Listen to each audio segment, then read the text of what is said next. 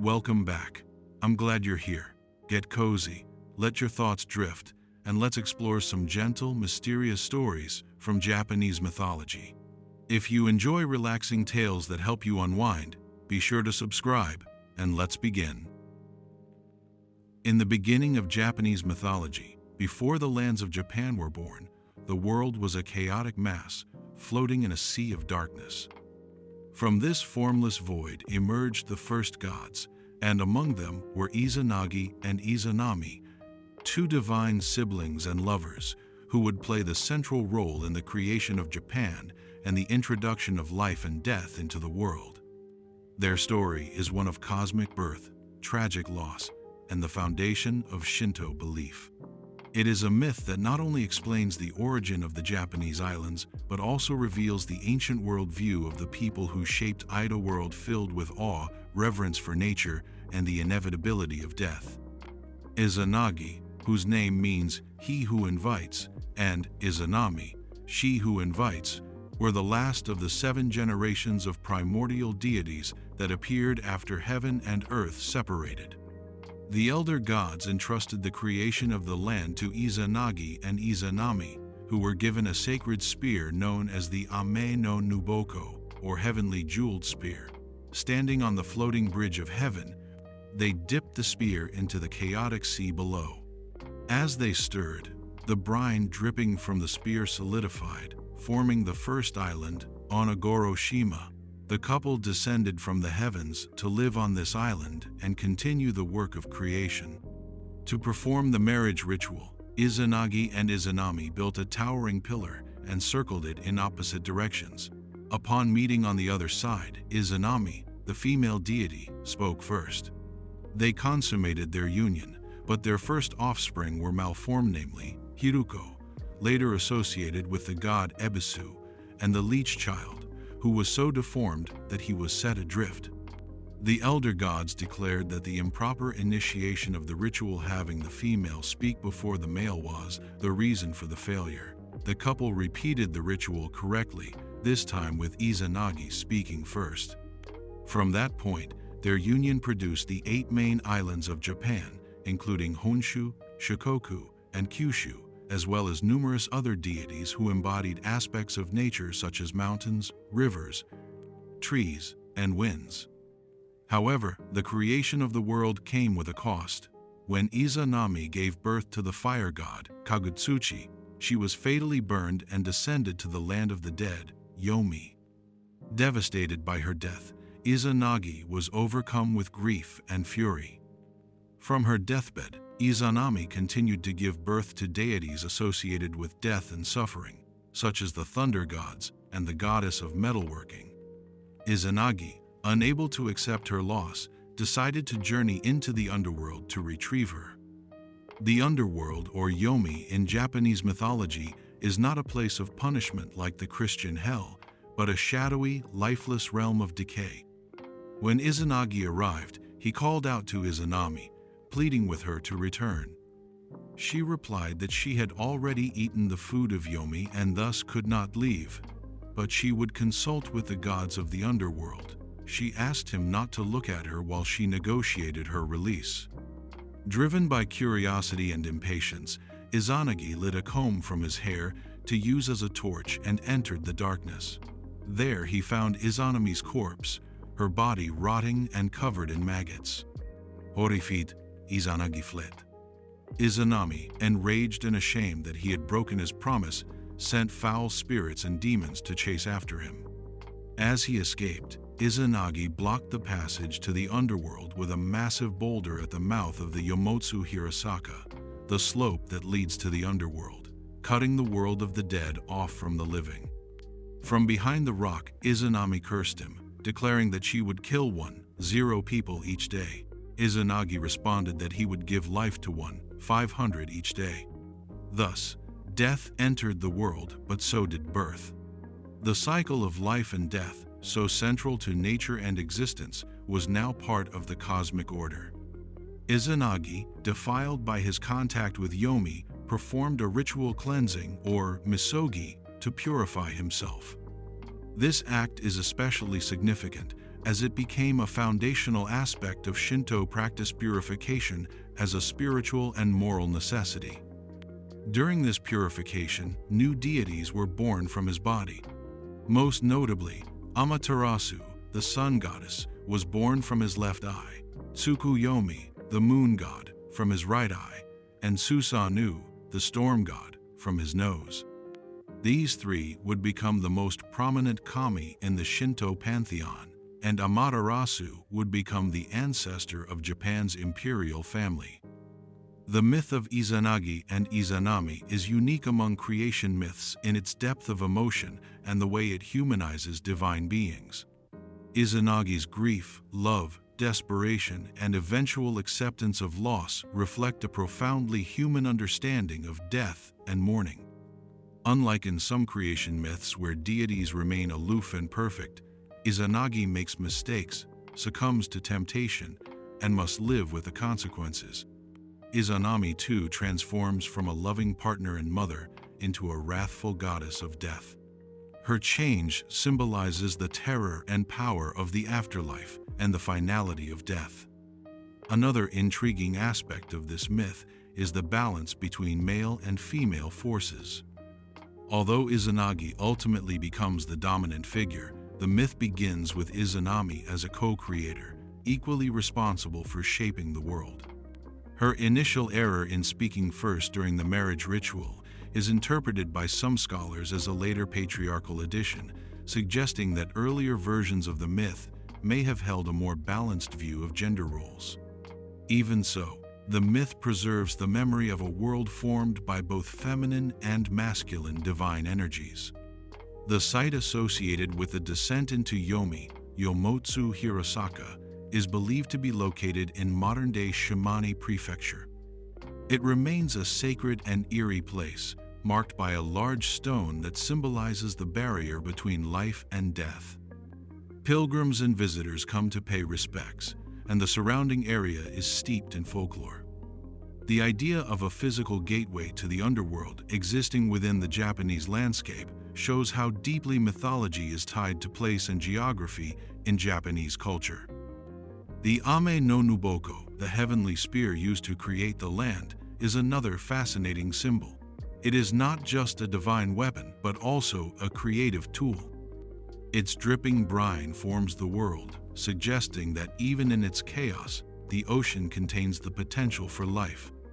The spear represents divine authority and the ability to bring order to formlessness, a theme that recurs in many myths across cultures.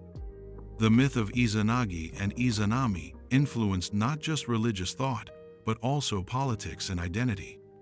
By tracing the imperial lineage back to the sun goddess Amaterasu, herself born from Izanagi's eye, the emperors of Japan claimed divine descent. This connection was used for centuries to justify the emperor's sacred status. Shinto rituals and imperial ceremonies continue to reflect this mythological origin story. Despite being over a millennium old, this myth still resonates today. Its themes of love, loss, birth, and death are universal. It also provides insight into the Japanese worldview, reverence for nature, acceptance of impermanence, and the importance of ritual. The story of Izanagi and Izanami is not just about how the world was formed, but about the costs and sacrifices involved in creating something beautiful and meaningful. It teaches that creation and destruction are forever intertwined, that life cannot exist without death, and death gives meaning to life. In many ways, this myth is an elegant meditation on the human condition. Izanagi's journey to Yomi mirrors the archetypal descent into the underworld found in other cultures, such as Orpheus in Greek myth or Inanna in Mesopotamian lore. But where Orpheus fails because of love and doubt, and Inanna returns transformed, Izanagi escapes with a lesson that leads to spiritual rebirth and purification. His story lays the foundation not only for the Japanese world but for the Shinto religion itself. From a cultural perspective, the legacy of Izanagi and Izanami endures in Japanese art, literature, and ritual. Their story has been retold in countless forms, from medieval scroll paintings to modern manga and anime. It remains a living myth, not just a historical curiosity. Whether as literal belief or symbolic narrative, the tale of these two deities continues to shape how Japan understands its past, its people, and its place in the cosmos. Amaterasu, the sun goddess of Japanese mythology, holds one of the most central and revered places in the Shinto pantheon.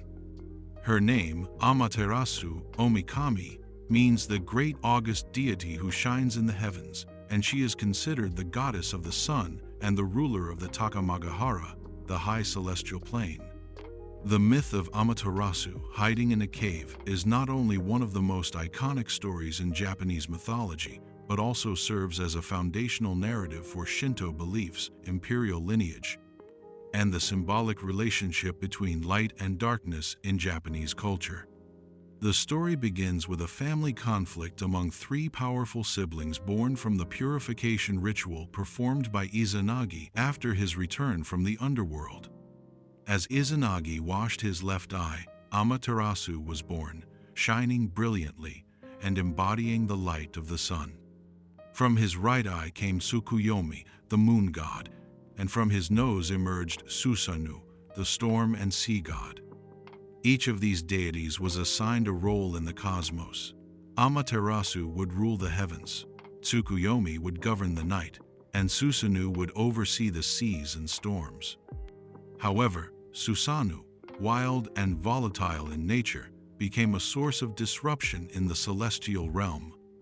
Amaterasu, dutiful and luminous, fulfilled her role as the celestial ruler with grace and discipline.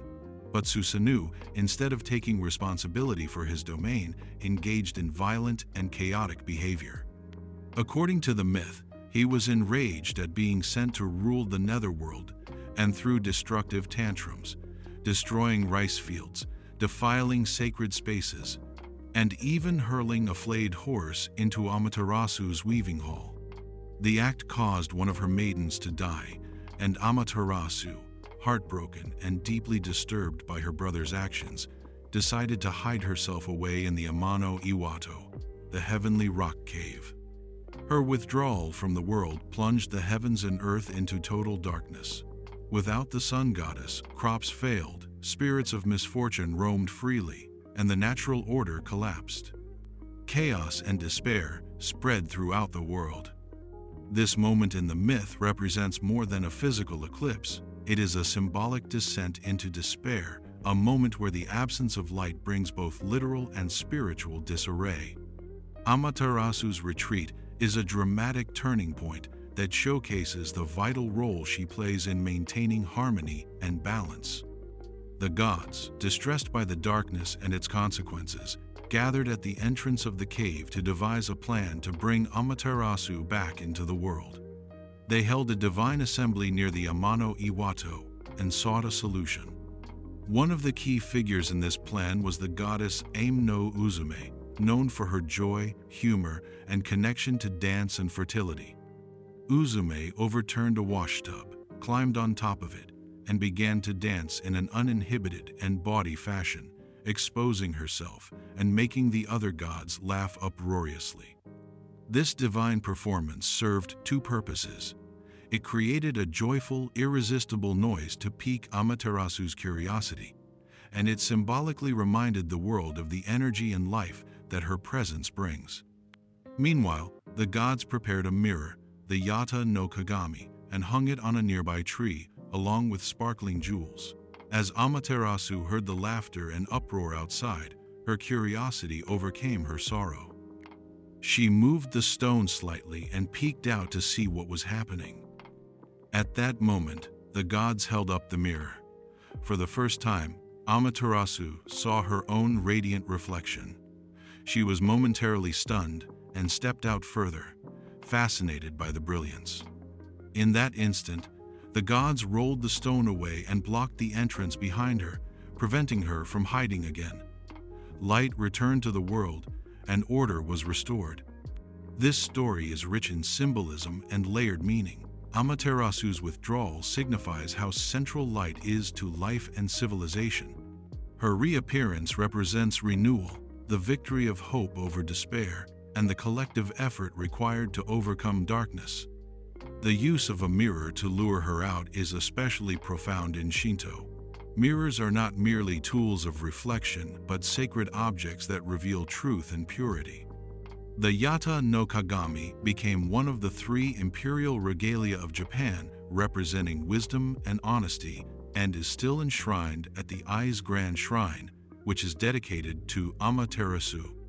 The mirror, along with the sword Kusanagi and the jewel Yasakani no Magatama, symbolizes the divine authority and legitimacy of Japan's imperial family. According to tradition, Amaterasu later sent her grandson, Ninigi no Mikoto, to Earth to bring peace and rule over the human world. She gave him the 3 sacred treasures to legitimize his rule. His great-grandson, Jimmu, became the first emperor of Japan. Through this lineage, the emperors of Japan claimed direct descent from Amaterasu, making the mythology not just religious, but deeply political and national in character. The Ise Grand Shrine, where Amaterasu is worshipped, is one of the most important Shinto sites in Japan. Located in Mie Prefecture, it is rebuilt every 20 years as a ritual of renewal, following an ancient tradition known as Shikinen Sengu. This reflects the Shinto emphasis on impermanence, purity, and the cyclical nature of life and time, all of which are themes tied to Amaterasu's myth. Another interesting aspect of the cave myth is the role of female power in the restoration of order. Both Amaterasu and Ame no Uzume are female deities, and they play central roles in the resolution of cosmic disorder. Amaterasu's retreat and return suggest that divine feminine energy is not only nurturing but essential for balance and continuity.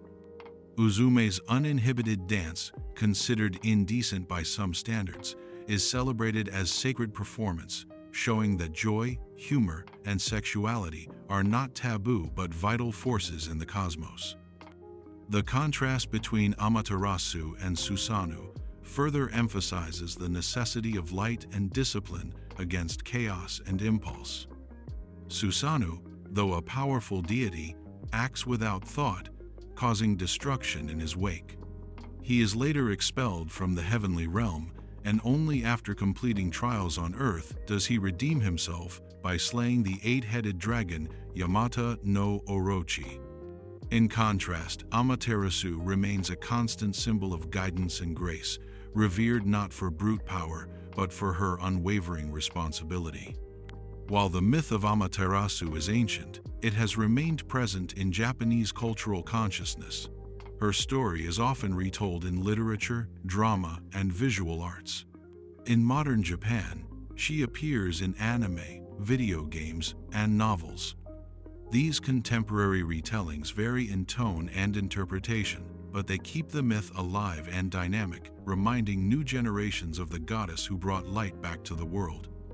Amaterasu's symbolism extends beyond myth and religion. The Japanese flag, with its red circle on a white background, is widely interpreted as a reference to the rising sun, and thus to Amaterasu herself. The nation has long been known as the Land of the Rising Sun, a name that resonates with the image of the sun goddess emerging from her cave and shining her light upon the earth. Even today, the idea of renewal and resilience in the face of adversity, so embodied by Amaterasu's reappearance, remains a cultural touchstone for the Japanese people. There is also a fascinating linguistic and poetic dimension to Amaterasu's myth. The early Japanese texts, the Kojiki and Nihon Shoki, were composed using a blend of Chinese characters and phonetic readings that attempted to capture the rhythm and feeling of ancient oral traditions. These texts don't just record the myth, they perform it in their language. In this way, the myth of Amaterasu is not only visual and symbolic, but musical and poetic. The chants and verses used in Shinto rituals often echo the cadence of these ancient myths, keeping the divine language alive. Perhaps the most enduring aspect of Amaterasu's myth is its message about the nature of light. Light is not simply illumination, it is presence, clarity, warmth, and hope. In hiding, Amaterasu takes these qualities away and the world suffers. But her return is not forced by violence or threat. It is invited through community, creativity, and reflection. The god's laughter, Uzume's dance, and the mirror's brilliance all serve to coax her back, not command her. This gentle restoration suggests that harmony cannot be imposed. It must be welcomed, even courted, with reverence and joy. In the grand scope of Japanese mythology, Amaterasu is more than a sun goddess.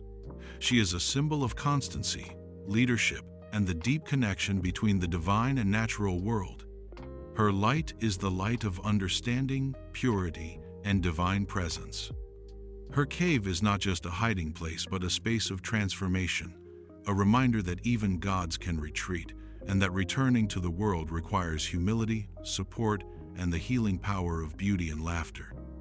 The myth of Amaterasu's retreat and return thus remains one of the most beautiful and profound stories in Japanese tradition. It speaks to the fear of losing the light, the strength found in community, and the enduring hope that even in the darkest times, light can return brighter, wiser, and more beloved than before. The myth of Susanoo and the Yamata no Orochi stands as one of the most dramatic and action-filled stories in Japanese mythology. It is a tale of heroism, redemption, and cosmic balance, centered around the storm god Susanoo and his fateful encounter with a monstrous eight-headed dragon. This story not only reveals the wild and unpredictable nature of Susanoo, but also marks a turning point in his character, a moment where his violent tendencies are redirected toward a noble cause, earning him both redemption and reverence. It also introduces one of the most sacred objects in Japanese culture, the sword Kusanagi no Tsurugi, one of the three imperial regalia of Japan. Susanoo, the younger brother of the sun goddess Amaterasu and the moon god Tsukuyomi, was born from Izanagi's nose during a purification ritual following his return from the underworld. Assigned dominion over the seas and storms, Susanoo was nevertheless discontent with his fate. He was known for his tempestuous nature, a being of impulsive emotion and violent outbursts, in contrast to his sister Amaterasu's serene and luminous demeanor. His erratic behavior caused major disruptions in the celestial realm, including acts of desecration and destruction that culminated in his banishment from the heavens. After being expelled from Takamagahara, Susanoo descended to the earthly realm of Izumo. There, he wandered until he encountered an elderly couple, Ashinazuchi and Tenazuchi, who were in deep sorrow. With them was their daughter, Kushinada Haim, a beautiful maiden who was to be sacrificed to the fearsome dragon Yamata no Orochi. The couple explained that the dragon had already devoured their previous 7 daughters, and now it had come for the 8th and final one.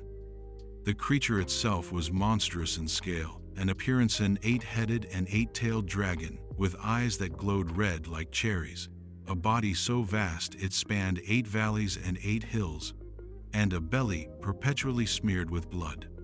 Moved by their grief, and perhaps inspired by a desire to atone for his past transgressions, Susanoo offered to slay the beast on one condition, that he be allowed to marry Kushinada Haim if he succeeded. The parents agreed, and Susanoo swiftly turned the maiden into a comb, placing her safely in his hair to protect her while he prepared for battle. He instructed the couple to brew a potent rice wine, called Yashiori no Sake, and build 8 vats around the house. Each vat was placed behind a fence with 8 gates, one for each head of the Orochi. When the dragon arrived, it found the strong aroma of the sake irresistible. Each of its heads drank deeply from a vat, growing drowsy and eventually passing out from intoxication. With the beast subdued, Susanoo struck. Drawing his 10-span sword, he attacked the dragon, severing each head and tail. The battle was fierce and bloody, but the dragon, in its drunken stupor, was unable to fight effectively. As he cut into the fourth tail, Susanu's blade struck something hard. Inside the dragon's body, hidden in its tail, was a magnificent sword gleaming, perfectly forged, and clearly divine in origin.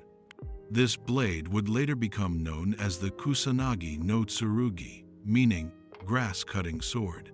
Susanoo took the sword and presented it to Amaterasu as a gesture of reconciliation, signaling his repentance and a desire to mend their relationship.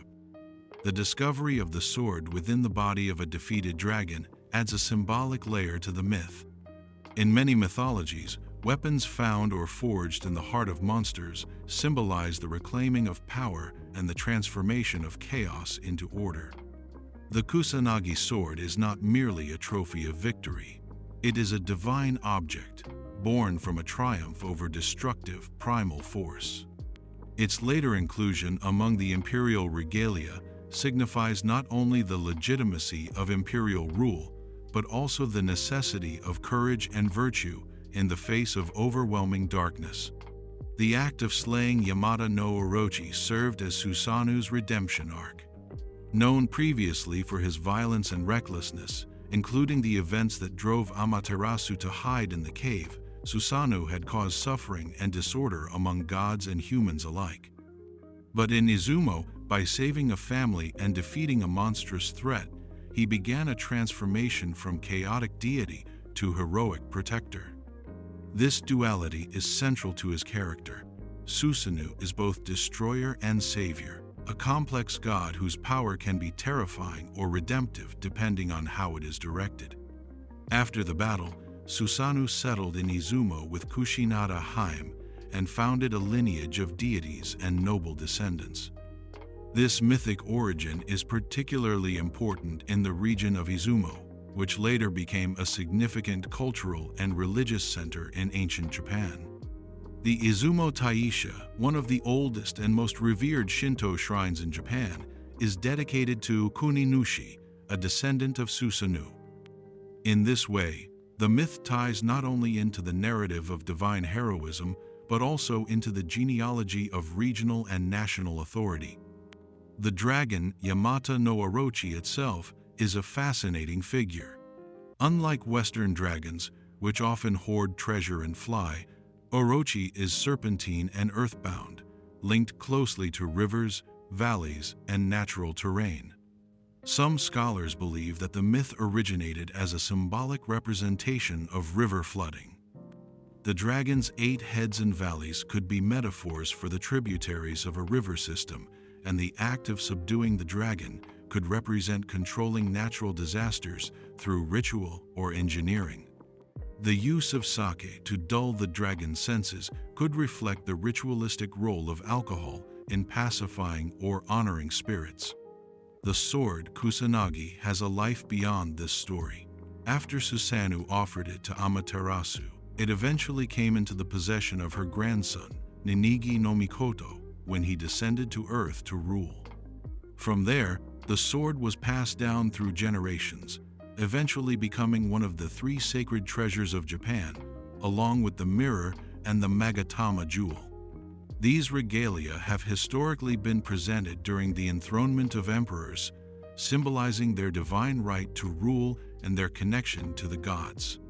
The sword specifically represents valor and strength, virtues essential to the maintenance of harmony and justice. Interestingly, the physical location of the sword has long been associated with Atsuta Shrine in Nagoya, where it is said to be enshrined. Though the actual sword is rarely, if ever, seen by the public and its true existence remains somewhat mysterious, its symbolic power is immense.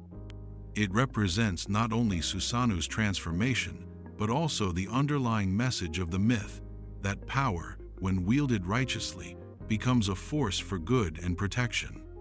The myth of Susanoo and the Yamata no Orochi has endured for centuries and continues to be retold in many forms, from medieval scrolls and no plays to modern manga, anime, and video games.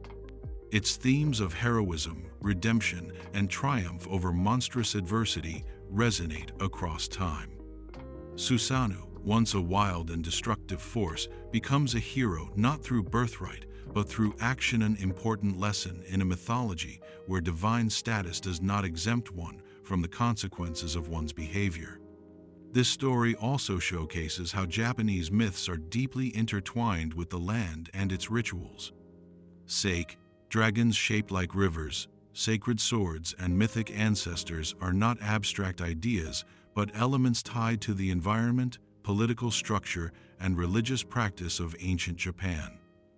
The myth is not just about a god slaying a monster, it is about order overcoming chaos, about learning to use power wisely, and about finding sacredness even in the aftermath of destruction.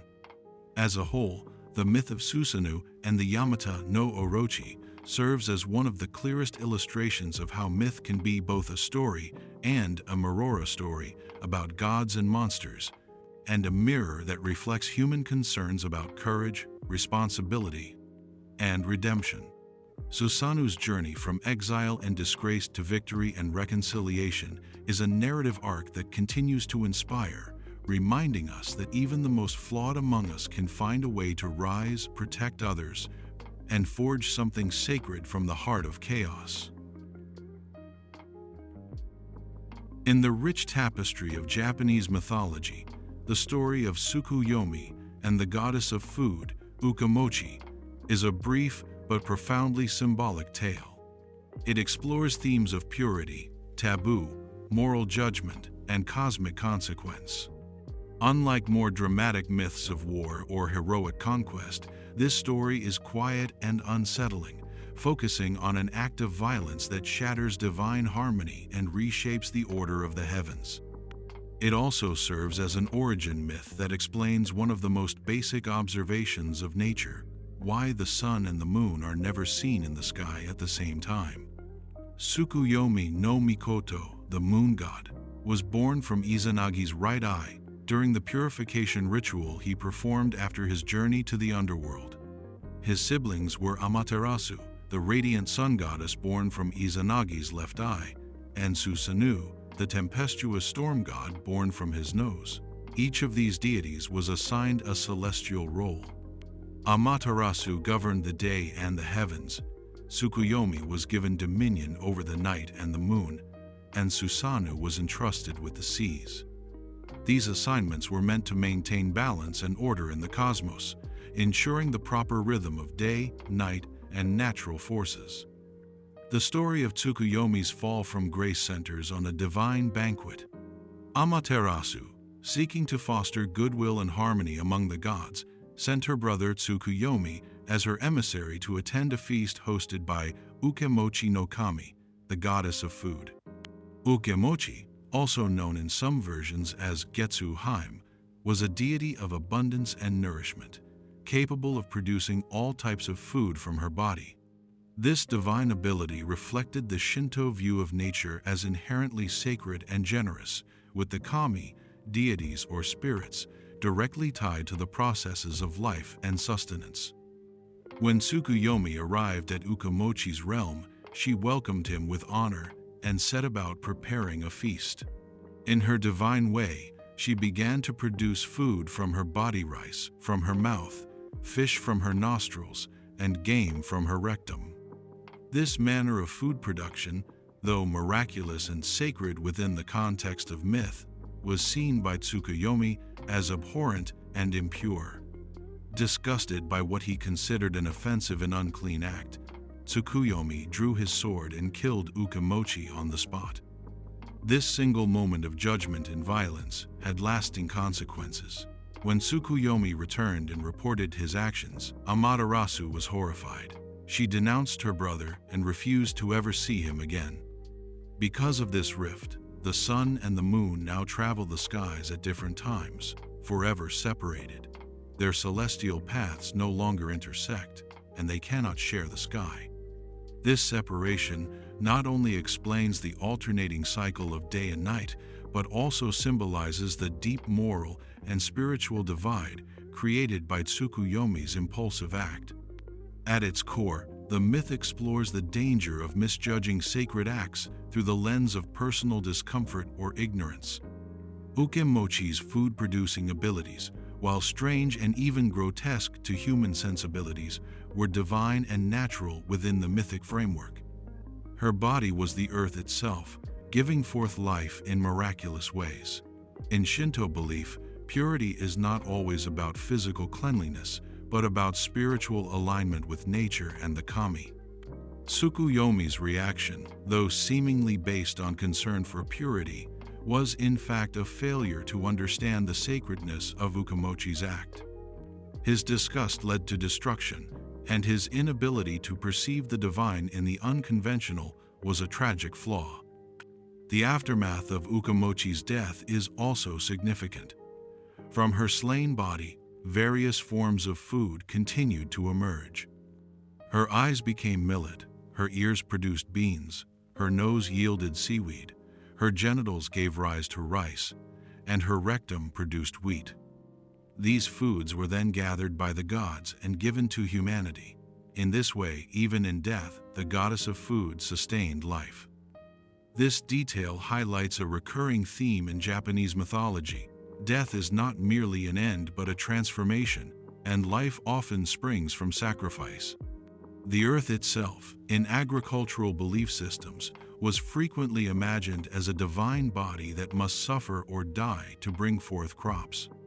This idea links the myth to early agrarian rituals and the spiritual relationship between humans and the land. Another interesting layer to the myth is its commentary on gender and power. Ukemochi, a female deity, possesses the power to generate life-sustaining nourishment directly from her body, placing her in a maternal and creative role. Tsukuyomi, a male god, responds not with awe but with violence, rejecting the feminine source of sustenance. This dynamic reflects broader cultural tensions regarding the body, especially the female body, and how it has been perceived in religious contexts. The killing of the goddess is a symbolic rejection of the wild, raw power of natura, power that does not conform to aesthetic or moral expectations, but is vital and sacred nonetheless. The figure of Tsukuyomi is somewhat enigmatic in Japanese mythology. While Amaterasu and Susanoo feature prominently in numerous myths and rituals, Tsukuyomi appears only a few times, and his role is mostly defined by this one transgressive act. After the murder of Ukemochi and his subsequent separation from Amaterasu, he fades from the central narrative of the Shinto cosmology. This narrative marginalization suggests that his actions placed him in a position of spiritual exile, not unlike Susanoo, who was also cast out for his destructive behavior, but who eventually found redemption. Tsukuyomi, by contrast, never undergoes a redemptive arc. He becomes the eternal outsider, a figure associated with the cold light of the moon and the solitude of the night. In Shinto rituals and shrines, Amaterasu is one of the most widely worshipped deities, particularly at Ise Grand Shrine. Tsukuyomi, however, has relatively few shrines dedicated to him. One notable exception is the Tsukuyomi Shrine in Kyoto Prefecture, which honors his lunar aspect and connects him with agricultural cycles, particularly rice farming, where moon phases were traditionally used to determine planting and harvesting times. This suggests that despite his mythological fall from grace, Tsukuyomi retained a role in local religious practices, especially those tied to nature's rhythms. The tale of Tsukuyomi and Ukemochi also underscores the role of moral consequences in the divine realm. Unlike in some mythologies where gods are beyond judgment, Shinto mythology often holds deities accountable for their actions. Tsukuyomi's punishment is not imposed by a higher power, but comes in the form of cosmic separation and symbolic isolation. The story conveys a deep moral lesson that disrespect toward the sacred, especially when motivated by arrogance or ignorance, results in disharmony and loss. The sun and moon, once part of a unified celestial order, are now divided, and this separation is a daily reminder of the consequence of divine disapproval. This separation also carries poetic resonance in Japanese culture, where nature and seasonal cycles are deeply embedded in aesthetic traditions such as poetry and painting. The alternating appearance of the sun and moon becomes not just an explanation of natural phenomena, but a metaphor for distance, longing, and the limits of reconciliation. In classical Japanese poetry, the moon often symbolizes reflection, melancholy, and solitude, qualities associated with Tsukuyomi's post-mythic role.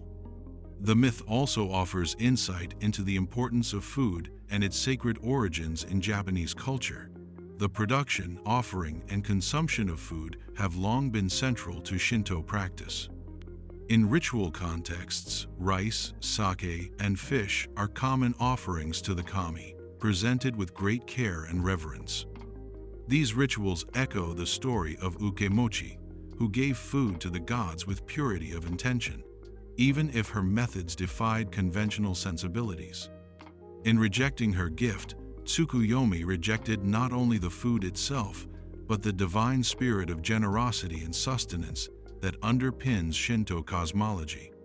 In contemporary interpretations, the myth has also been viewed through environmental and ecological lenses. The goddess Ukemochi embodies the Earth's natural abundance, while Tsukuyomi's reaction can be seen as a metaphor for human disconnection from and misunderstanding of nature's raw processes. The myth serves as a cautionary tale about the consequences of rejecting the very systems that sustain life. It encourages reverence for the natural world, acceptance of its messiness and unpredictability, and a recognition of the sacredness in even the most unconventional forms of giving. Ultimately, the story of Tsukuyomi and the goddess of food is a quiet but powerful myth that reverberates through Japanese spiritual, cultural, and moral thought. It is a myth of severed relationships between siblings, between purity and perception, between humanity and nature. Its message is not one of dramatic triumph, but of lingering separation, a reminder that even gods can make fatal errors of judgment and that those errors reshape the world forever. Every day, as the sun rises and the moon sets, the legacy of that myth is written across the sky, a silent testament to the fragile balance between understanding and destruction. The story of Urashima Taro is one of Japan's most beloved and enduring folktales, blending themes of time, illusion, beauty, and profound loss. It is a myth that transcends simple moral storytelling, offering instead a haunting meditation on the impermanence of life, the allure of escape, and the deep sorrow that comes with returning to a world that no longer remembers you. Though the tale exists in many variations, its core elements remain constant and compelling. A kind-hearted fisherman, an act of compassion, a magical undersea palace, and the devastating realization that time flows differently in the world of the gods. Urashima Taro was a humble fisherman who lived in a coastal village in ancient Japan. One day, while walking along the beach after casting his nets, he came upon a group of children tormenting a small turtle. Moved by pity, he intervened, scolding the children and releasing the turtle back into the sea. He watched it disappear beneath the waves, thinking nothing more of it, and returned to his life as usual. Several days later, as he fished alone in his boat, a strange and beautiful turtle rose from the ocean and spoke to him. It revealed that it was the very turtle he had saved, and that it was a messenger from the Dragon Palace Ryugu, Joth, majestic undersea kingdom ruled by the Dragon King. As a token of gratitude, the turtle invited Urashima to visit the palace. Hesitant at first, Urashima eventually accepted the offer. He climbed onto the turtle's back, and together they dove deep into the ocean, passing through glowing waters and coral forests until they arrived at the gates of Ryugu-jo. The palace was a place beyond imagination. Its walls shimmered with pearl and crystal, the ceilings glowed with phosphorescent light, and sea creatures of all kinds moved gracefully through its halls. There, Urashima met Princess Otohime, the daughter of the Dragon King, a being of extraordinary beauty and elegance. She welcomed him warmly, and he was treated to feasts of delicacies, music that seemed to echo through the very currents of the sea, and a peace unlike anything he had known on land. Urashima was enchanted. Time seemed to dissolve in the palace's serenity. He wandered through gardens where the seasons coexisted, swam in clear lagoons alongside dolphins and fish with scales of gold, and sat in wonder at the palace's drifting, dreamlike rhythm. The story never describes any dark intentions on the part of the princess or the palace, only beauty and kindness. But beneath that beauty lay a subtle and fatal seduction, the absence of time's weight. Eventually, a longing began to grow in Urashima's heart. Despite the paradise surrounding him, he began to miss his family, his home, and the world above the waves. He confessed his desire to return, and although saddened, Princess Otohime granted him permission to go. As a parting gift, she gave him a small, ornate lacquered box, known as the tamatebako, and instructed him never to open it. With that, Urashima once again climbed onto the turtle's back and was carried to the shore from which he had departed. But the beach he returned to was no longer familiar. The trees had changed, the village was gone, the coastline altered. The people he met were strangers. Confused and disoriented, he searched for his home, only to discover that no one had ever heard of Urashima Taro. He asked about his family, but they had vanished from memory. When he finally found an old man who knew of a fisherman by that name, the man told him that Urashima Taro had disappeared hundreds of years ago and was only remembered as a character from an old folk story.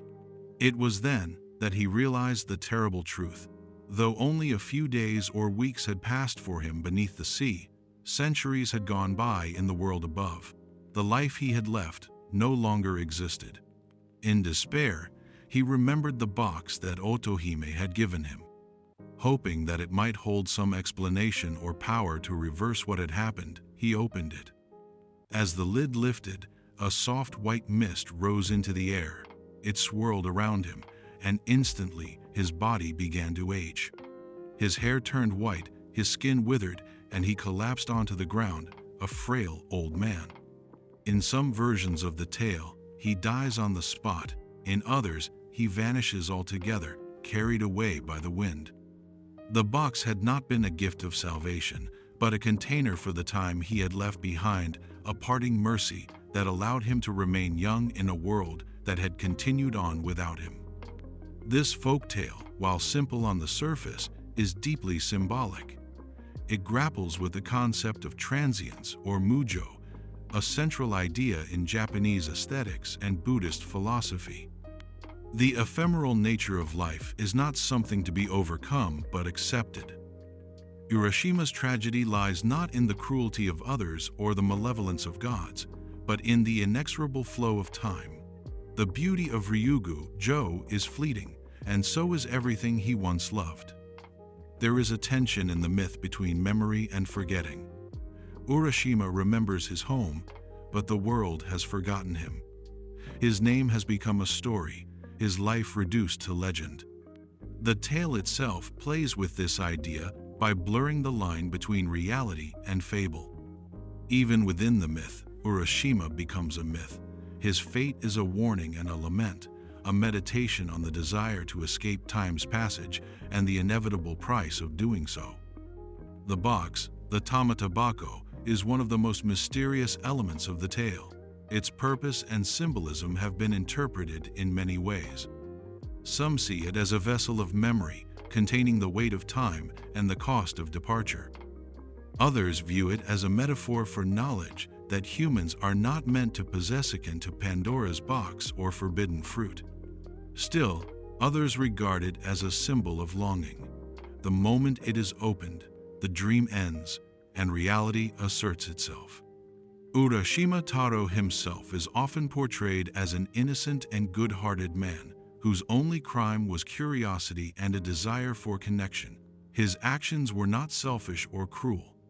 He saved a turtle, accepted hospitality, and sought to return home. Yet even these pure motivations led to irreversible loss. This moral ambiguity gives the tale its emotional depth.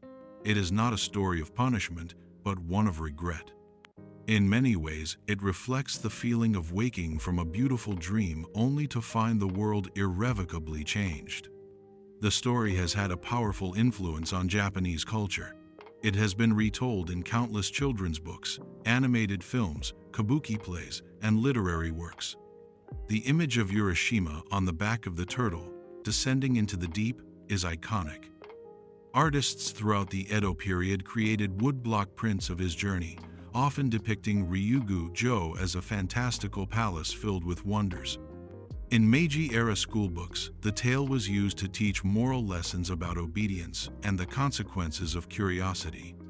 Yet even in these simplified versions, the emotional core remained: the sorrow of returning too late. Interestingly, some scholars have suggested that the myth has parallels with similar time travel or lost time stories from other cultures, such as Rip Van Winkle in Western folklore or the Irish legend of Oisin and Tir na Nog. These stories often involve a hero entering a magical realm, living there briefly, and returning to a world that has moved on without them. This narrative pattern speaks to a universal human anxiety about time, change, and the longing for permanence in a transient world. There is also a cosmological aspect to Urashima's journey. Ryugu-jo, located at the bottom of the sea, is one of several other worlds in Japanese myth and folklore. Unlike Yomi, the land of the dead, or Takamagahara, the celestial realm, Ryugu-jo is a realm of beauty and enchantment. It is not a place of judgment or afterlife, but a dreamlike sanctuary that exists beyond ordinary time. That this paradise is unreachable without consequence suggests a deeply rooted belief in the limits of human experience and the dangers of venturing too far from the mortal world. Today, remnants of the tale exist in place names and cultural sites. Some coastal towns claim to be the birthplace or home of Urashima Taro. Shrines and monuments commemorate his story, and schools often include it in literature curricula. The name Urashima effect is even used informally in physics and pop culture to refer to relativistic time dilation or scenarios involving time skips. Ultimately, the myth of Urashima Taro is more than a fairy tale. It is a reflection on the human desire to escape suffering, to find beauty that endures, and to return to what was once familiar and comforting. But it is also a lesson that nothing, not even the most perfect paradise, exists outside the reach of time. In choosing to return, Urashima did not reclaim the past, discovered how much it had already slipped away. And in opening the box, he did not free himself. He simply acknowledged the truth he had delayed, that all things, no matter how magical, must end. One of the most beloved and iconic figures in Japanese folklore is Momotaro, the Peach Boy. His story has endured for centuries, captivating generations with its combination of charm, heroism, and simplicity. At its heart, the tale of Momotaro is about the triumph of good over evil, the value of companionship, and the strength of virtue, even in someone small and humble.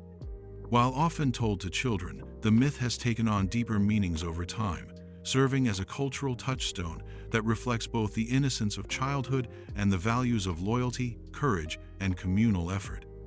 The story of Momotaro has not only survived in oral and written tradition, but has also been reshaped across history to serve ideological and nationalistic purposes, making it a unique example of folklore that functions on multiple levels. The story begins in a quiet countryside where an elderly couple lives alone without children. One day, as the old woman washes clothes by the river, she sees a giant peach floating downstream. Curious and delighted, she pulls it from the water and takes it home as a treat for herself and her husband. When they try to cut open the peach, they are astonished to find a baby boy inside. The child is healthy, strong, and cheerful, and he tells them he has been sent from the heavens to be their son. The couple names him Momotaro, meaning Peach Boy, and raise him as their own. He grows up quickly, showing unusual strength and intelligence. His humble beginnings in a fruit that symbolizes youth and fertility immediately sets him apart as a child of destiny, one whose birth is both miraculous and meaningful. As Momotaro grows older, he learns of a terrible group of oniogres, or demons, who live on a distant island called Onigashima. These oni have been terrorizing the region, stealing goods, kidnapping people, and spreading fear. Driven by a sense of justice and bravery, Momotaro decides to embark on a journey to defeat the oni and bring peace to the land. His adoptive parents are proud but concerned. They prepare him for the journey by giving him special kibi dango, or millet dumplings, known for their strength-giving properties. These dumplings become a central symbol in the story, representing love, nourishment, and the bond between family members, even in the face of danger. Setting out alone, Momotaro quickly encounters a dog who asks where he is headed. Upon hearing of the boy's mission and being promised a kibi dango, the dog pledges loyalty and joins him. Further along the path, they meet a monkey, who also agrees to join after receiving a dumpling. Finally, a pheasant joins the group under the same conditions. These three animals, each with their own strengths, form a team that mirrors the ideal of cooperation among diverse elements. The dog is loyal and strong, the monkey clever and agile, the pheasant sharp-eyed and swift. Together, they make up a balanced group that reflects Japanese values of unity and harmony. Their journey to Onigashima is not described in detail in many versions of the story, but it often includes crossing the sea, which adds a mythic distance to their quest. The island itself is portrayed as a dark, foreboding place, the domain of evil beings who live by raiding and hoarding. When they arrive, the group devises a plan to storm the Oni fortress. The pheasant flies ahead to scout and distract the guards, the monkey climbs the walls and opens the gates, and the dog charges in with Momotaro at his side. What follows is a fierce but decisive battle. With the combined power of the boy and his companions, they overcome the much larger and stronger ogres. The Oni, realizing they are outmatched, beg for mercy and surrender. Victorious, Momotaro takes back all the stolen treasures and returns them to the rightful owners. In some versions, he also brings back prisoners or kidnapped villagers. The island of Onigashima is left in peace, and Momotaro and his friends return to their village as heroes. His parents welcome him back with tears of joy, and the people celebrate the end of the Oni's reign of terror. The story ends with the triumph of justice and the reaffirmation of good values, bravery, loyalty, kindness, and cooperation. One of the most distinctive aspects of the Momotaro story is its emphasis on companionship and the strength that comes from working together. Unlike many heroic myths that feature a lone protagonist overcoming challenges through personal might, Momotaro succeeds because he builds alliances. He earns the trust of his animal companions not through force, but through kindness and sharing. The simple act of offering kibi dango becomes a symbol of forming bonds, showing that generosity leads to mutual strength. This theme is particularly resonant in Japanese culture, which traditionally values group harmony and collective effort over individualism. The inclusion of animals as companions also ties the tale to older animistic beliefs in Shinto, where animals are often viewed as spiritual beings or messengers of the gods. The dog, monkey, and pheasant are not just useful allies, they may represent the idea that all creatures have a role to play in maintaining balance and order. Each animal's skill set complements the others, making their group more than the sum of its parts. The Oni in the story serve as the embodiment of chaos, greed, and violence. They are typically depicted with horns, red or blue skin, and large clubs, living in wild and desolate places. Their defeat restores not only physical goods to the people, but also moral and social balance. In this way, The story has elements in common with exorcistic rituals, in which evil forces are banished to purify a space or community. Over the centuries, the story of Momotaro has been retold in many forms: picture books, puppet theater, kabuki plays, and modern media like anime and manga. Its appeal lies in its simplicity and flexibility. For children, it is an exciting adventure story with talking animals and a brave hero. For adults, it contains deeper layers about duty, identity, and the importance of relationships. It has also been used to reinforce national values, especially during times of conflict. One of the most controversial periods in the tale's history came during the 20th century, particularly around World War II, when the Japanese government appropriated the story for propaganda purposes. Momotaro was recast as a symbol of Japan itself, virtuous, brave, and destined to defeat evil outsiders. The Oni became stand-ins for enemy nations, and the story was used to instill patriotism and support for military campaigns. Animated films such as Momotaro's Sea Eagles and Momotaro, Sacred Sailors portrayed the hero leading animal soldiers on missions against enemy islands, directly echoing the original folktale while repurposing its narrative for wartime ideology. This use of folklore as a tool of nationalism shows how myths can be reshaped to serve contemporary needs, often in ways that diverge from their original spirit. Despite this darker chapter, the core of the Momotaro myth remains beloved. In modern Japan, the tale is still widely taught and celebrated. There are statues of Momotaro in places like Okama, which claims to be his birthplace. The local train station features peach motifs, and souvenirs often depict the boy with his animal companions. Festivals and parades sometimes reenact the story, reinforcing its place in popular memory. The symbolism of the peach also deserves attention.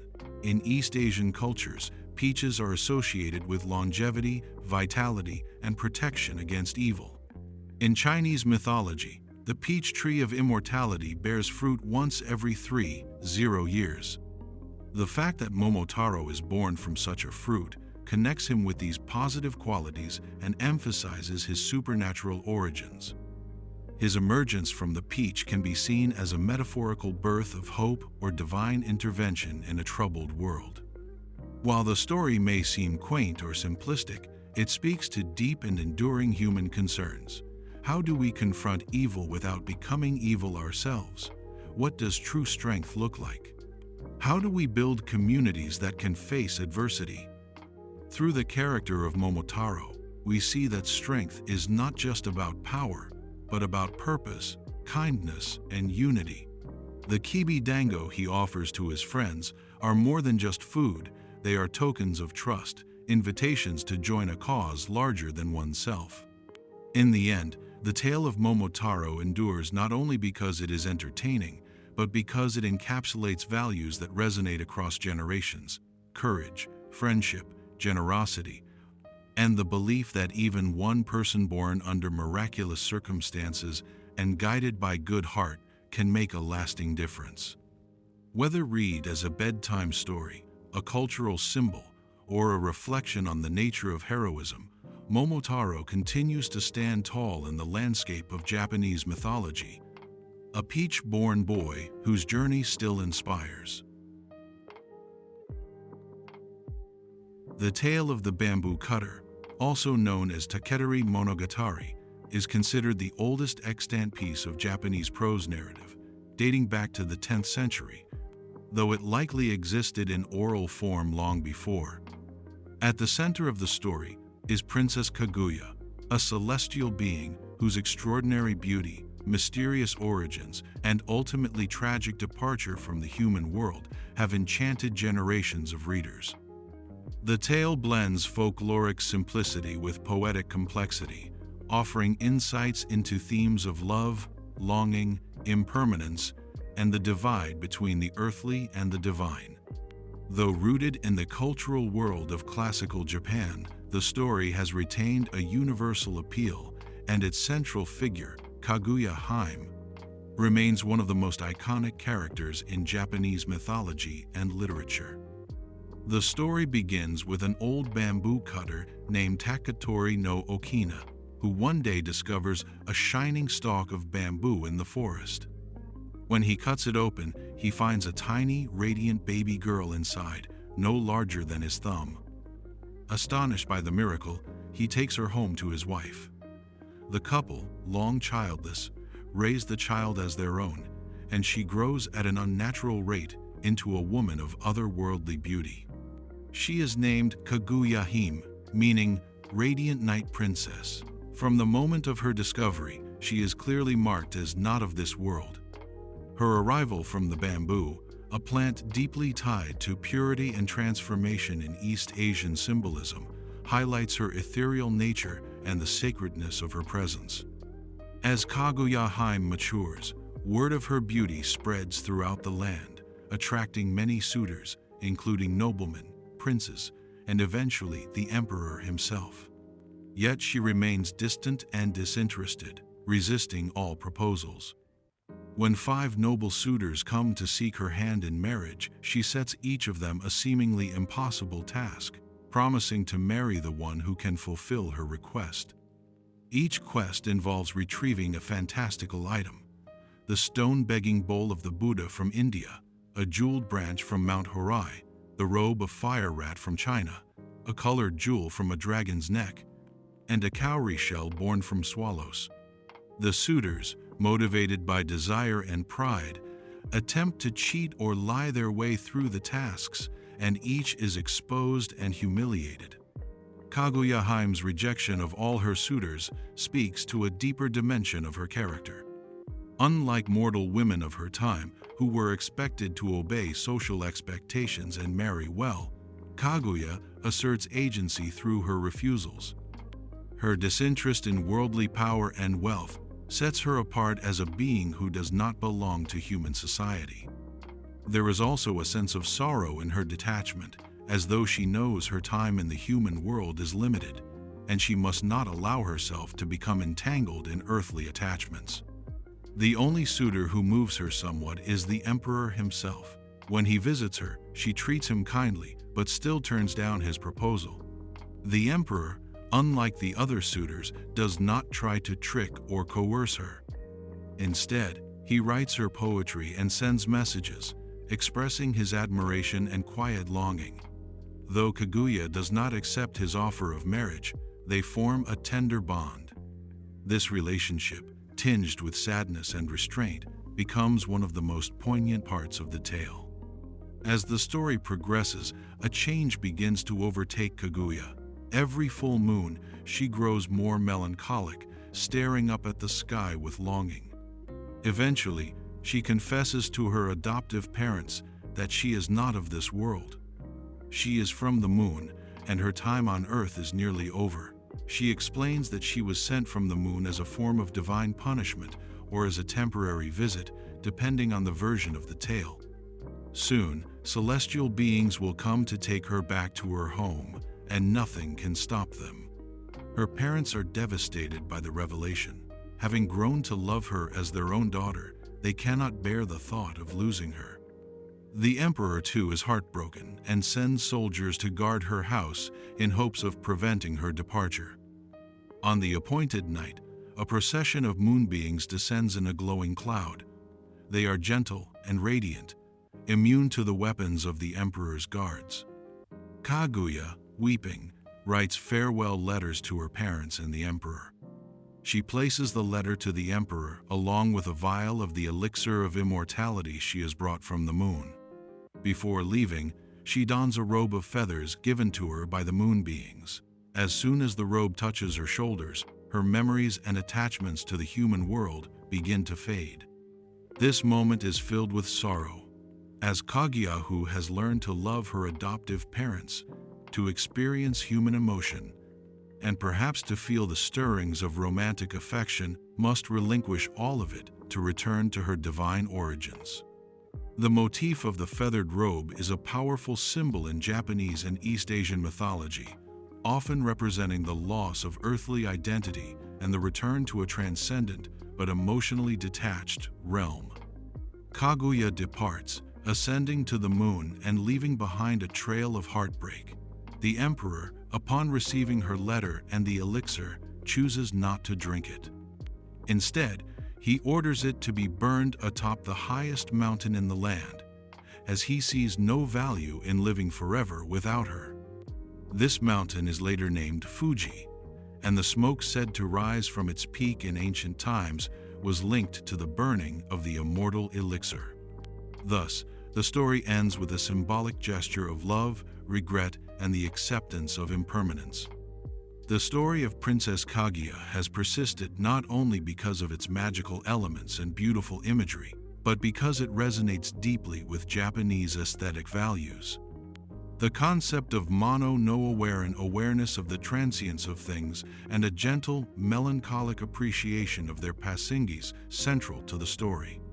Kaguya's beauty, her time on Earth, and her relationships are all fleeting, and it is precisely this impermanence that gives them their poignancy. The tale suggests that beauty and love are more meaningful because they are brief, and that loss is an inevitable part of all human experience. There is also an undercurrent of critique in the story against materialism, pride, and superficiality.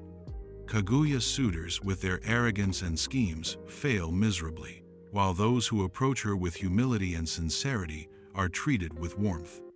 Her rejection of earthly power, including that of the emperor, is a rejection of ambition and attachment.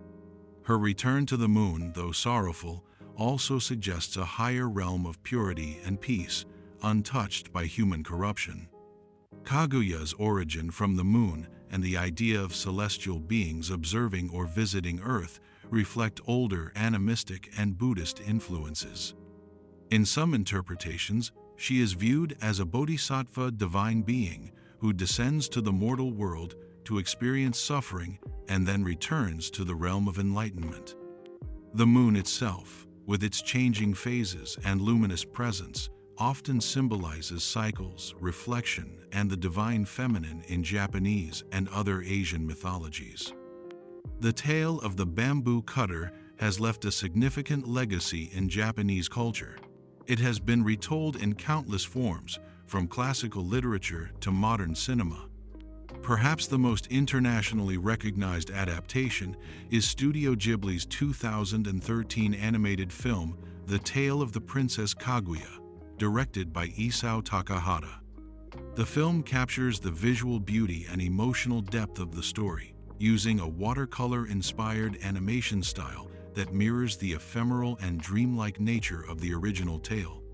It also expands on Kaguya's internal conflict, emphasizing her longing for freedom and her sorrow over the constraints of both earthly and celestial life. In Japanese poetry, theater, and visual art, Kaguya has continued to inspire. Her imagery, radiant and distant, represents an ideal of unattainable beauty. The motif of the Moon Maiden has also been absorbed into later Japanese folklore, often appearing in no plays, ukiyo-e prints, and seasonal stories tied to the full moon. Her story is also recited during Tsukimi, the Japanese moon viewing festival, when families gather to admire the autumn moon, eat seasonal offerings, and reflect on impermanence. Ultimately, the tale of the bamboo cutter remains a luminous example of how a simple folk tale can embody profound emotional and philosophical truths. Through the figure of Princess Kaguya, the story invites readers to contemplate what it means to love, to lose, and to find meaning in things that cannot last. Her journey from the moon to the earth and back again is not just a celestial voyage, but a symbolic path through the spectrum of human feeling, from joy and connection to sorrow and release. In her radiant sadness and quiet grace, Kaguya remains a timeless figure who continues to watch from the moon, just out of reach. The Tengu are among the most distinctive and enduring beings in Japanese mythology. With their red faces, long noses, and fierce eyes, they have become recognizable figures in both traditional folklore and contemporary popular culture. These mountain-dwelling spirits are deeply tied to Japan's natural and spiritual landscape, existing as both fearsome tricksters and wise protectors. Their duality reflects the tension between mischief and discipline, chaos and enlightenment, which makes them particularly compelling figures in the Japanese mythological imagination. Originally, the Tengu were seen as malevolent beings. Their earliest mentions appear in the 8th century text Nihon Shoki, where the term was borrowed from Chinese legends about the Tiangu, or heavenly dog, a celestial being associated with eclipses and misfortune. In Japan, this concept evolved into something new, a spirit that was part bird, part demon, and capable of causing disruption to the spiritual and natural order. Early Tengu were described as creatures with bird-like features, such as wings and beaks, and they were feared as entities who could deceive monks, stir storms, and abduct people. Their presence in the forested mountains made them a symbol of the wild, untamed world beyond human control. As Buddhism spread through Japan, the image of the Tengu evolved. Rather than simply being demons, they became linked with the Yamabushi mountain ascetics who practiced Shugendo, a syncretic belief system combining Buddhism, Shinto, and Taoist elements. Yamabushi lived in the mountains, believed in harnessing spiritual power through endurance and nature, and were often viewed with both reverence and suspicion. Over time, Tengu came to resemble these figures. The bird-like features faded in depictions, replaced by human characteristics, most notably the long, red nose that replaced the beak. This anthropomorphized version of the Tengu, known as the Daitengu, became a symbol of wisdom and spiritual power, though still with a mischievous edge. Despite this transformation, Tengu never fully shed their role as tricksters. They delighted in punishing the arrogant, especially haughty monks or overconfident warriors, using illusions and supernatural powers to humble them. Stories abound of priests who lost their way in the forest due to a Tengu's interference, or samurai who were challenged by them in combat. In these tales, Tengu served as agents of cosmic balance, ensuring that pride was met with humility. However, for those who approached with respect and reverence, Tengu could be generous and wise. One of the most famous Tengu in Japanese mythology is Sojobo, the so-called king of the Tengu, who is said to reside on Mount Kurama, just north of Kyoto. Sojobo plays a prominent role in the legend of Minamoto no Yoshitsune, one of Japan's most celebrated historical warriors. According to legend, Yoshitsune trained under Sojobo in his youth, learning swordsmanship, tactics, and supernatural skills.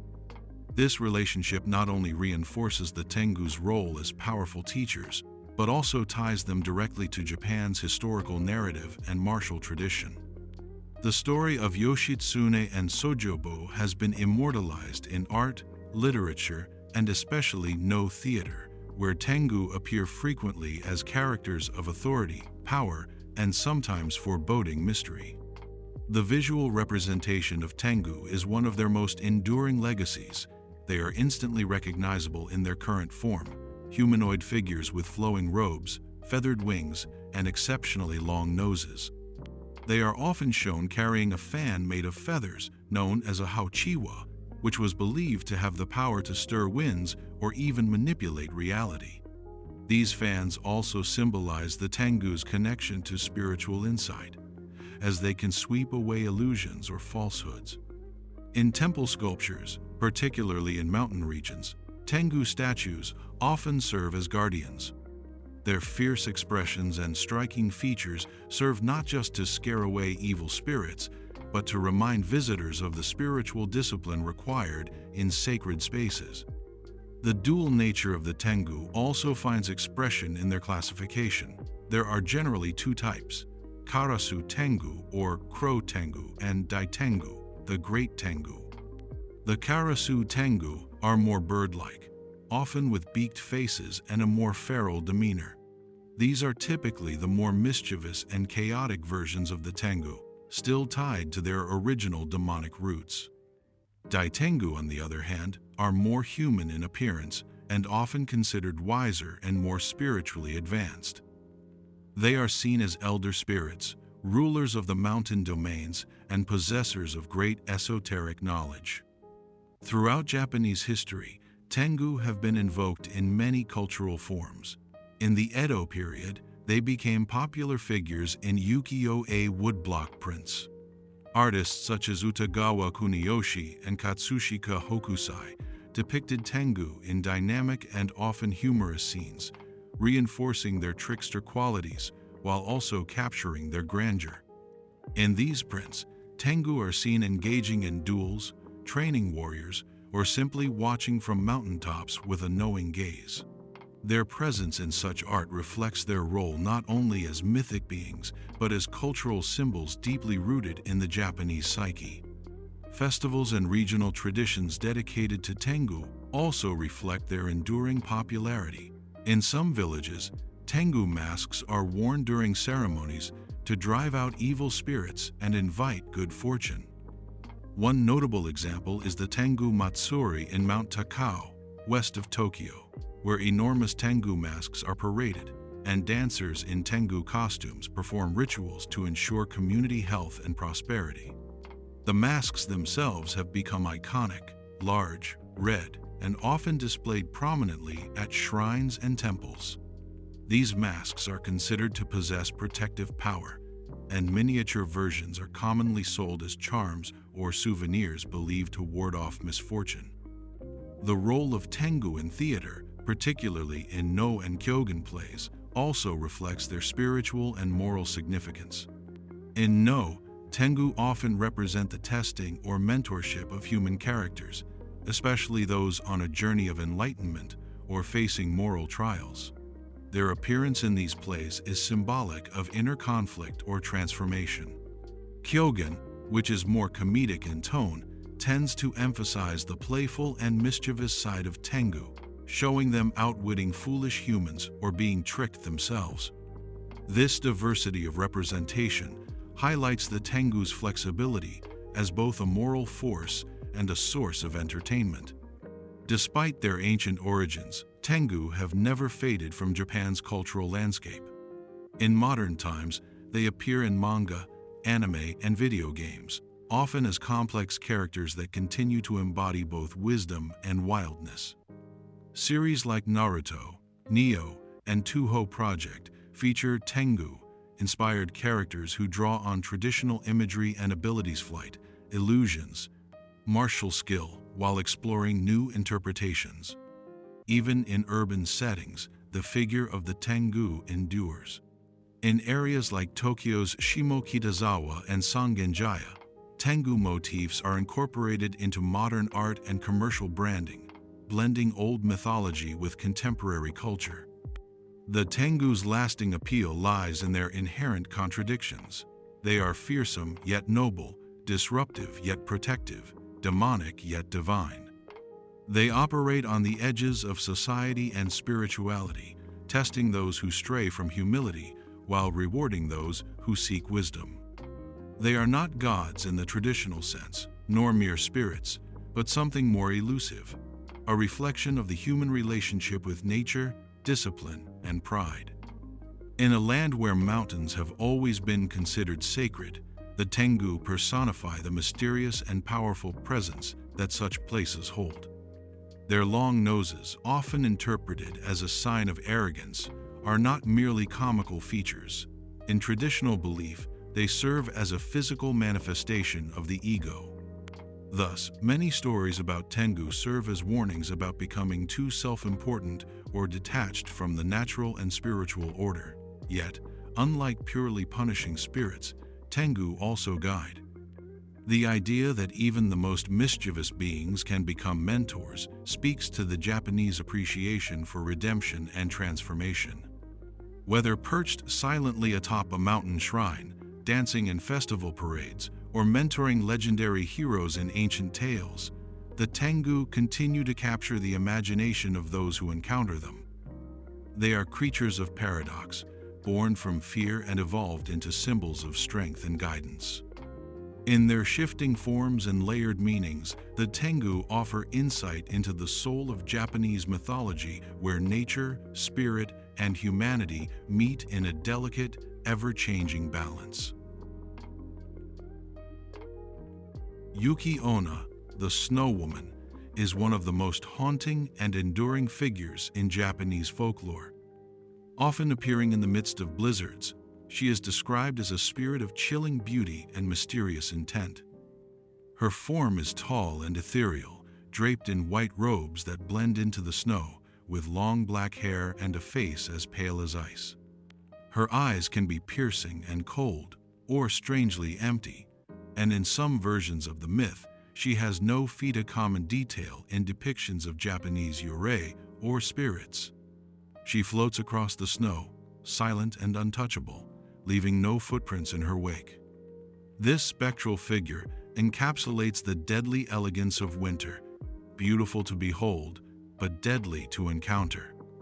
The earliest references to Yuki Onna date back to the Muromachi period, 1336–1573, but she gained prominence through oral tradition in the snowy regions of Japan, such as Tohoku and Niigata, where winters are harsh and treacherous. In these regions, she was said to appear to travelers caught in snowstorms, sometimes asking for help, other times simply watching from a distance before vanishing. People feared getting lost in the snow, not just because of the cold, but because they believed spirits like Yuki Onna roamed the mountains, taking those who strayed too far or disrespected the winter elements.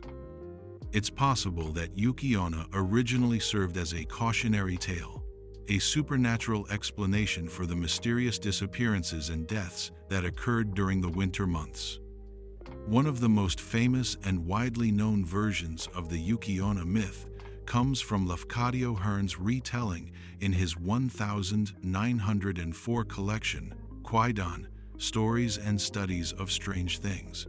In this version, a young man named Minokichi and his older companion are trapped in a snowstorm and take shelter in a hut. During the night, Yuki Onna appears. She breathes on the older man and kills him with her icy breath, but spares Minokichi because of his youth and beauty. However, she warns him that if he ever tells anyone what happened, she will return and kill him.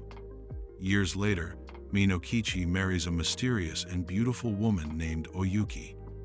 They live happily and have children, but one night, Minokichi speaks of the strange event that happened long ago.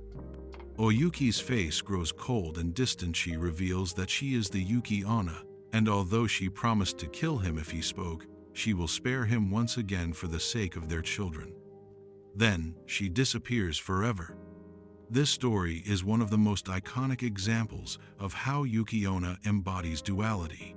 She is neither wholly good nor evil.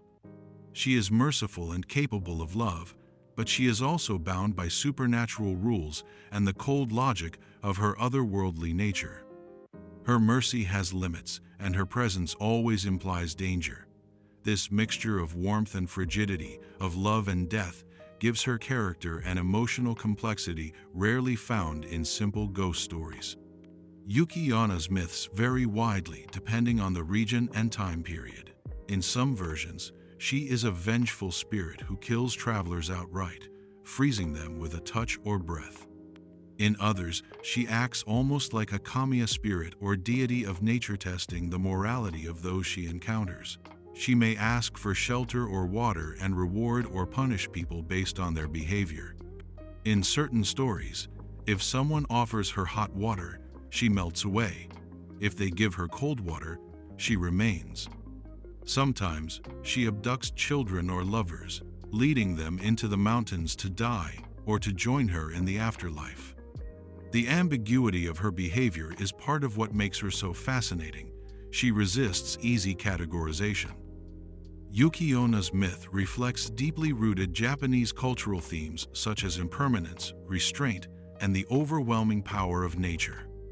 She appears and disappears without warning, like the snow she's made of, embodying the Buddhist concept of mujo, the fleeting and transient nature of all things. Her silence and secrecy reflect the traditional value of emotional control and the danger of breaking unspoken taboos. Speaking of her, even after years, can bring consequences. This silence is not just a supernatural condition, it speaks to the human need to respect the mystery of the natural world and to keep certain experiences private, lest they lose their meaning or invite danger. Yuki Onna also represents the seductive danger of beauty. Her physical appearance is universally striking, so much so that it disarms her victims. Travelers do not run from her. They are drawn in by her allure, only to realize too late that she is not what she seems. In this way, she functions similarly to other mythical siren-like figures across cultures, such as the mermaids of Western folklore or the Russian Rusalka. However, where those beings are often tied to water, Yuki Onna is associated with snow and cold, which in Japanese symbolism often represent death, sleep, and the hidden aspects of the world. Snow covers the earth in a blanket of silence, hiding life beneath its surface. Yuki Onna walks that frozen landscape, equally silent, her emotions and intentions buried deep. In Japanese visual culture, Yuki Onna is a popular and enduring figure. She appears in ukiyo-e prints, sometimes alongside other spirits, or in scenes of snow-covered landscapes. In No and Kabuki theater, she has been portrayed as both ghost and goddess, often accompanied by haunting flute music and stark white costumes that amplify her ghostly presence. Her image has also evolved in modern media. She appears in manga, anime, and films, sometimes as a horror figure, sometimes as a tragic heroine. In Studio Ghibli's Pom Poko, a Yuki Onna makes a brief but memorable appearance. In the popular game and anime Yokai Watch, she appears as Yukina, a character based on her. In the video game Nioh, she is a boss character, portrayed as a deadly ice-wielding specter with a tragic backstory. The Pokemon Frostlass is also inspired by Yuki Onna. According to its Pokédex entry, Frostlass freezes her victims and displays them like dolls, echoing the eerie blend of beauty and death found in the traditional myth.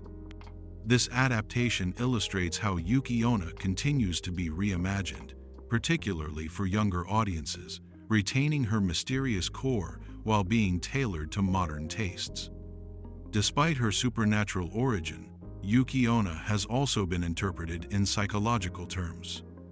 Some scholars see her as a manifestation of human fears about love and betrayal, or about the unknowable depths of those closest to us. The fact that she so often appears as a wife or lover, only to reveal a hidden and dangerous identity, ties her to universal anxieties about intimacy and deception. Her promesedo not tell, do not expose can be read as a metaphor for the delicate balance in relationships, where certain truths are kept quiet to maintain harmony. Yuki Onna's lasting impact also stems from how she straddles the line between folklore and literature, between rural myth and artistic reinterpretation. She is rooted in the snow-covered mountains of Japan, yet she has become a symbol in urban settings and contemporary culture. This fluidity allows her to remain relevant across generations and mediums. Whether encountered in an old ghost story by candlelight or in a modern horror film, she retains her sense of unease, wonder, and tragic beauty.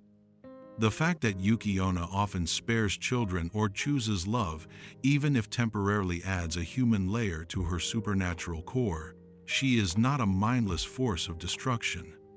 Her rules are strange, but not entirely cruel.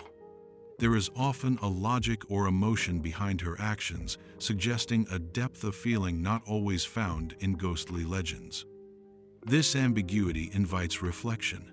Is she a monster, a victim, or simply something beyond human understanding? Through centuries of storytelling, Yuki Onna has become more than just a myth. She is a mirror of the fears, values, and aesthetics of Japanese culture. Her silent passage through a snow-covered world reminds people of nature's power and beauty, the cost of broken promises, and the fragile line between life and death. She endures because winter endures, and with it, the fascination and fear of what might be watching in the snow. Kappa are among the most recognizable and peculiar yokai in Japanese mythology. These amphibious creatures, often described as green-skinned, human-like beings with turtle shells on their backs and beak-like mouths, inhabit rivers, ponds, and swamps across Japan. Perhaps the most distinctive feature of the kappa is the small bowl-shaped depression on the top of its head, which holds water, an essential source of its life force. If this water is spilled or dries out, the kappa becomes weak or even dies, making this detail a crucial element in tales involving them. Despite their often comical appearance and childish stature, kappa are far from harmless. Traditionally, they are both feared and respected, existing at the intersection of danger, mischief, and cultural symbolism. In the folklore, kappa are known for dragging people, especially children, into rivers to drown them. This terrifying trait made them effective figures for cautionary tales, warning young people to stay away from dangerous bodies of water. Parents would tell stories of kappa lurking under bridges and in still waters to keep children from swimming alone or getting too close to the current. In some tales, the kappa is responsible for more than just drowning.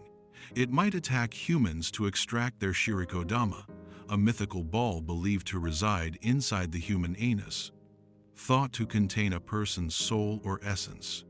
While grotesque, this detail underscores how myths often blend the absurd with the sinister to leave a lasting impression. Kappa are not purely evil, however. They occupy a gray moral space, like many yokai.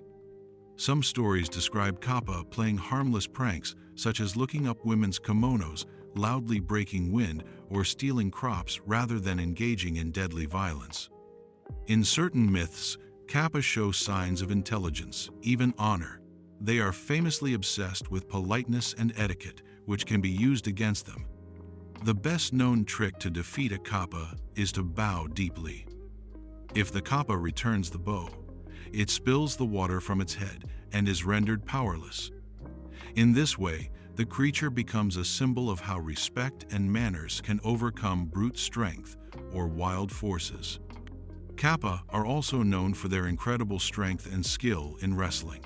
Some tales tell of kappa challenging humans to sumo matches, with their small size hiding surprising power. These stories often involve clever humans defeating kappa by exploiting their weaknesses rather than meeting them head-on in combat. Once defeated or helped by a human, a kappa may show gratitude by teaching them medicine or helping irrigate fields. In some legends, kappa become friends with humans or even protect villages from harm. This dual nature, the capacity for both harm and helpfulness, makes kappa complex figures rather than simple monsters. The origins of the kappa myth are not entirely clear, but they likely grew out of ancient Japanese animistic beliefs where every river, tree, and mountain had its own spirit. Kappa may represent the unpredictable and dangerous nature of river sources of life and death alike. They also bear similarities to water spirits from other cultures, such as the Slavic Vodnik or Celtic Kelpies, though the kappa's distinctive physical form and behavior are uniquely Japanese. Their turtle-like appearance and webbed hands and feet suggest a blend of animal traits meant to capture their hybrid, otherworldly status. The water-filled dish on their head sets them apart from nearly all other yokai, giving them a unique vulnerability that is both physical and symbolic.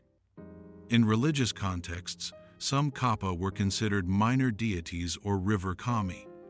Shrines dedicated to kappa exist in various parts of Japan, where people still leave offerings to placate the creatures or ask for protection. One notable example is the Sogenji Temple in Tokyo, which houses a mummified kappa hand and receives regular visits from those seeking blessings.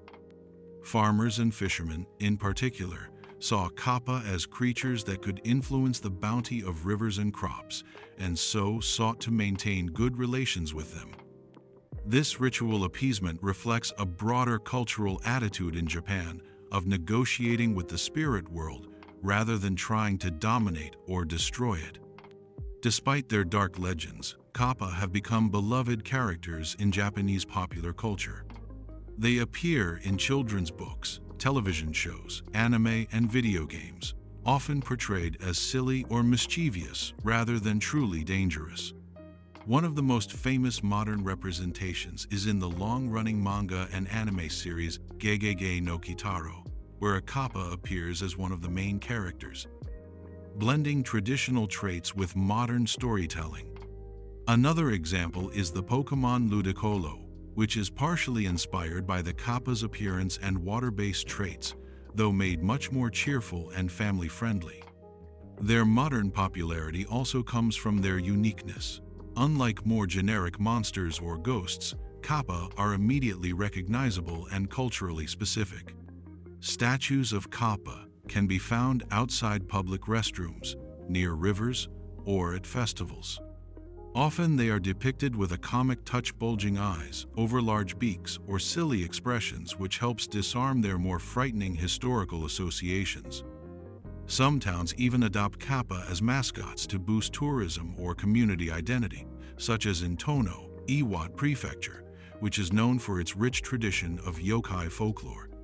In this way, kappa have evolved from feared river monsters into icons of regional pride. Interestingly, stories about kappa sometimes serve as veiled warnings about taboo behavior. The shirikodama element, while bizarre, is sometimes interpreted as a metaphor for sexual violation or other social transgressions. In this sense, the kappa is not just a danger to the physical body, but to one's social and spiritual purity. It's also possible that stories of kappa attacks were used to explain drownings or assaults in times before forensic understanding. The kappa became a convenient, supernatural scapegoat for inexplicable or shameful events. There are also regional variations of kappa myths with different names and traits. In some parts of Japan, they are called gataro or enko. The tone of stories can vary. In one region, kappa are revered helpers. In another, they are wicked baby snatchers. This fluidity reflects the oral tradition of yokai storytelling, where stories adapt to local fears and cultural values. Kappa myths have survived because they are flexible, able to evolve with the times while retaining their core identity as watery tricksters. Even in the 21st century, kappa are used in educational materials to teach children about river safety. By wrapping a real-world danger in a supernatural form, the stories gain more emotional weight and are more likely to be remembered. A cautionary tale about slippery rocks becomes unforgettable when it's told through the image of a grinning, green-skinned kappa pulling careless swimmers under the water. The myth's durability is partly due to this practical application. It entertains and frightens while also protecting. Despite their cartoonish modern image, there are still eerie elements to the kappa myth that resonate.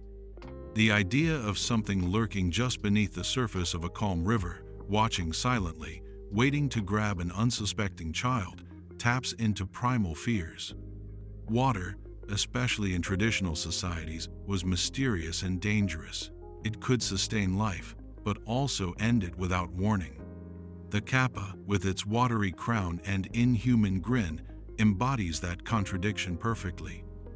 The balance between trickery and civility in kappa behavior also serves a social function. They are reminders that danger can sometimes be avoided not through strength, but through cleverness and good manners. A bow can be mightier than a sword. A gift of cucumbers believed to be their favorite food can earn their favor. In this way, the myths encourage diplomacy, respect, and creative thinking. These values, deeply embedded in Japanese culture, are passed on subtly through these stories. In sum, the kappa myth offers a rich tapestry of meaning and function. It is a tale of danger and discipline, respect and cunning, life and loss. The kappa is at once a monster and a mirror, reflecting both the perils of nature and the values of society. Its continued presence in folklore and media shows how even the strangest creatures can become beloved symbols so long as they speak to something real in the human experience.